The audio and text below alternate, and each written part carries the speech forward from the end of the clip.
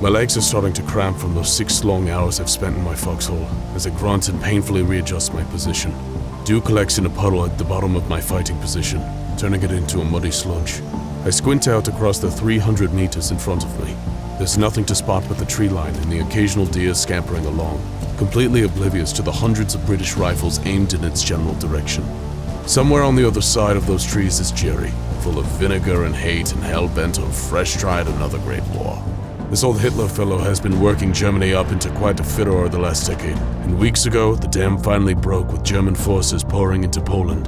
To the surprise of nobody, the communists joined them, those poor Polish swords caught between 2 great big hammers. Shame they didn't then go after each other. Would have been a rather nice turn of events if the Krauts and the Reds starting to go at it, wouldn't it?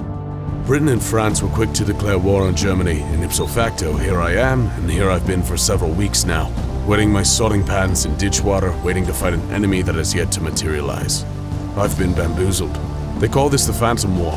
Not a single German unit has made itself seen on the Western Front.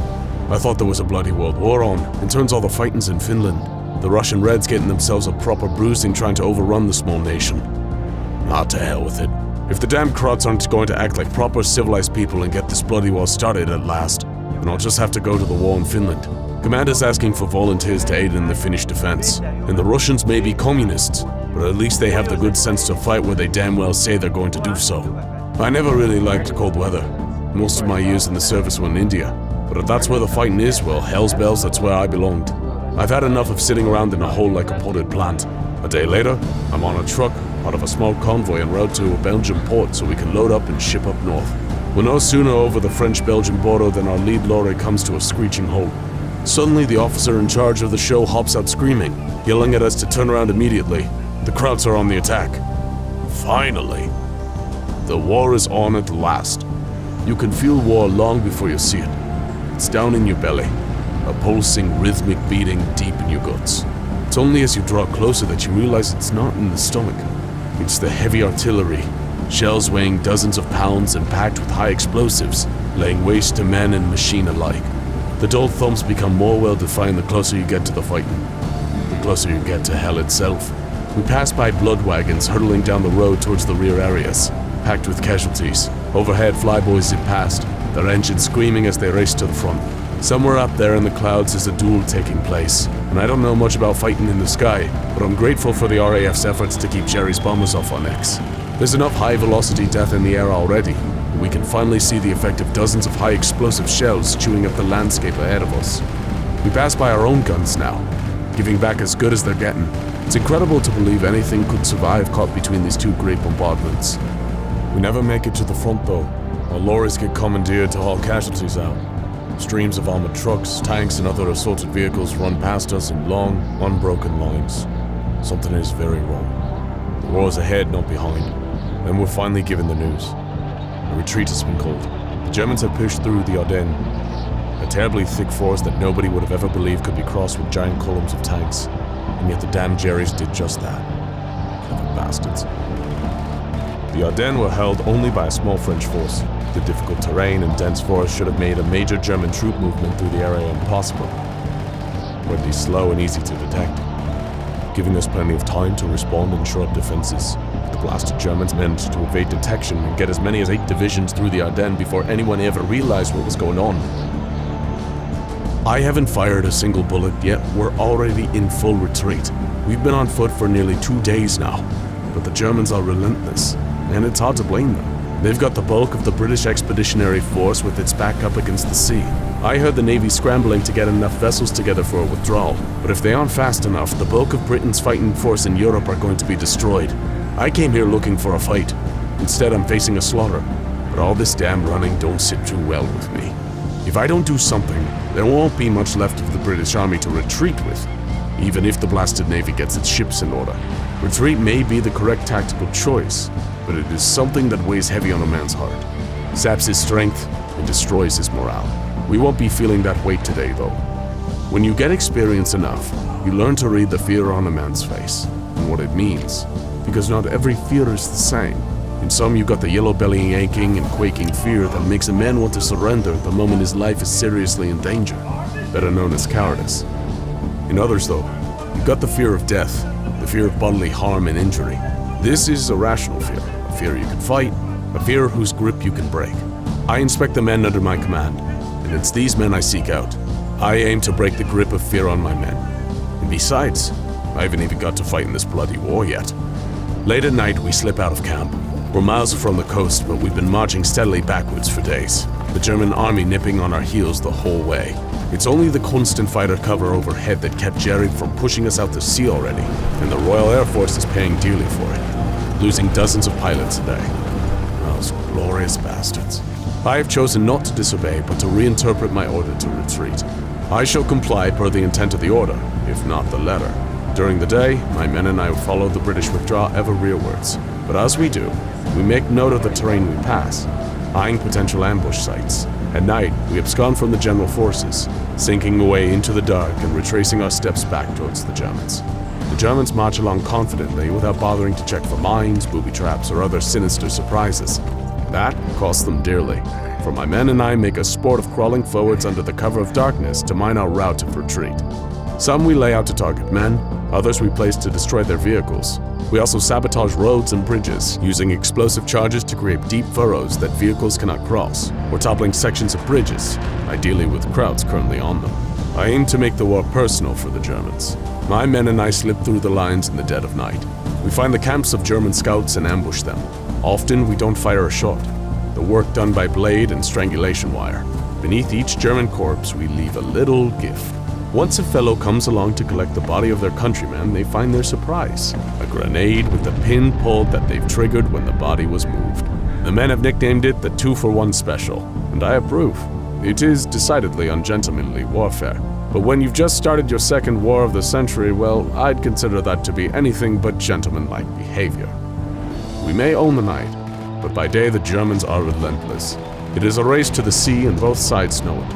The Germans push forward aggressively, determined to drive us into the sea, while our navy tries to gather the needed flotilla of ships to rescue the expeditionary force. The fate of Britain hangs in the balance. The Empire will be unable to replace the massive force should it be destroyed, and that would likely be it. The war would become unwinnable. Each day, the fighting is much the same. Artillery comes screaming out from the sky, smashing into our positions. Under cover of the heavy guns, panzers come streaming forward, supported by dismounted infantry. Our anti-tank guns open up on the lumbering German war machines, and the rest of us do our best to keep the infantry from overrunning us. A good old-fashioned British stiff upper lip has seen what could have been a strategic catastrophe become an orderly and coordinated withdrawal. The Germans push, but can find no opening to exploit. British infantry repelling each assault despite the mounting casualties. Still, retreat wears on a man's soul, and morale is close to breaking. With morale broken, the orderly fighting withdrawal will threaten to turn a strategic disaster as lines of men flee for their lives, discipline overtaken by the most primal of human emotions: fear. We avoided this disaster for the time being, but the tension amongst my men is clear. Fear gnaws at the heart of the British Expeditionary Force. On my back is a bloody heavy claymore. Don't remember now where I picked up the silly old thing, but it's come to suit me. In front of us, a German patrol has unknowingly strayed directly into our hidden position. An attack on this patrol will give us away, and any survivors will be able to redirect artillery or panzers onto us. Yet I know what my men need now more than safe rescue off the mainland, and that's a soaring victory. I stand, exposing myself fully to the German patrol, and with a great big wallop of a roar, I brandish the giant sword as I rush forward.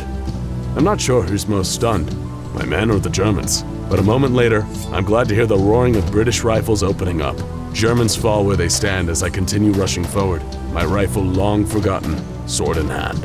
A German radio operator looks up in terror as I come howling down upon him. The receiver's already to his lips. He never gets the chance to radio our position in, my claymore separating his head from his shoulders in one swing. The victory is small, but its efforts on my men are immediate. Morale has returned, and the men take to slapping me on the back, recounting the story of my loony charge across the battlefield, giant sword in hand.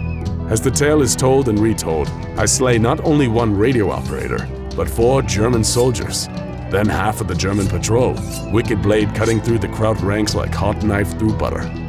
They even take to calling me by a nickname, Mad Jack.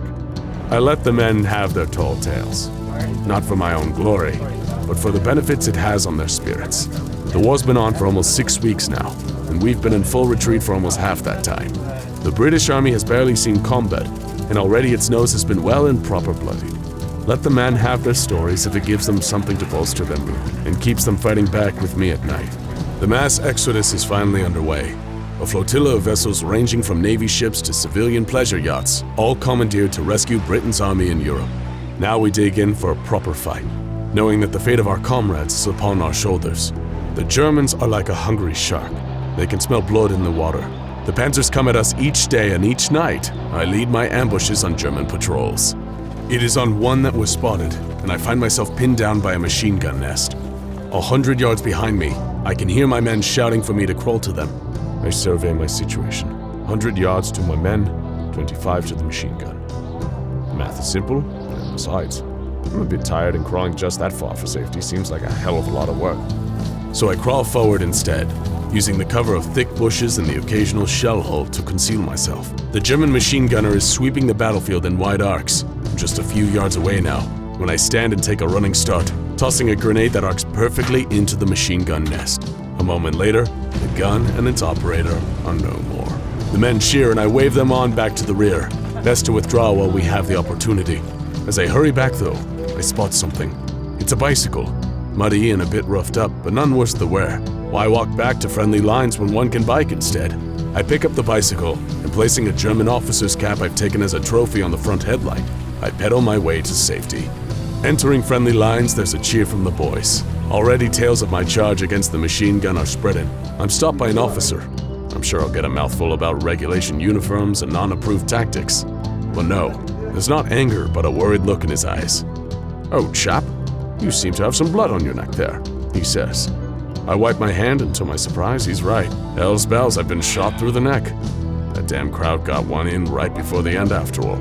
I make my way to the medical tent, but shoo away the surgeon's concerns. There's men bleeding and dying right there in the tent with us who need attention far more than I.